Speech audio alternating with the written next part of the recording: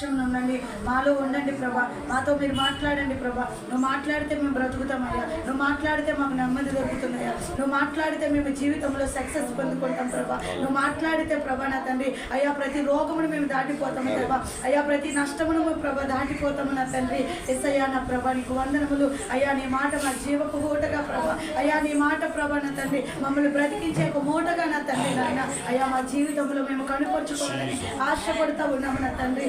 ఆశగల ప్రాణమును తృప్తిపరిచే దేవుడు కనుక తండ్రి సూటిగా తేటగా తెల్లగా మాతో మీరు మాట్లాడండి అయ్యా. నీకు ఆయాసకరమైనది ఏది మాలో ఉన్నప్పటికీ ప్రభా వేళ్లతో సహా దాన్ని పెకిలించి వేయండి అయ్యే. చిన్నపాటి కొద్ది జీవితంలో నా ప్రభా నీకు ఇష్టకరంగా బ్రతుకుట మాకు నేర్పించమని నా ప్రభుడు నా రక్షకుడు నీ ప్రియ కుమారుడైన నజరేయుడైన యేసుక్రీస్తు వారి నామములో ఈ ప్రార్థన అడుగుచుండగా తండ్రి ఆయనను మాట్లాడేవారు మీరు కాదు కానీ తండ్రి ఆత్మ మీలో ఉండి మాట్లాడుచున్నాడని ఆ గొప్ప వాగ్దానమును నా ప్రభా ప్రత్యేకంగా మాకు దయచేయమని యేసు నామమున అడుగుచున్నాను నా ప్రియ పరలోకపు నా తండ్రి.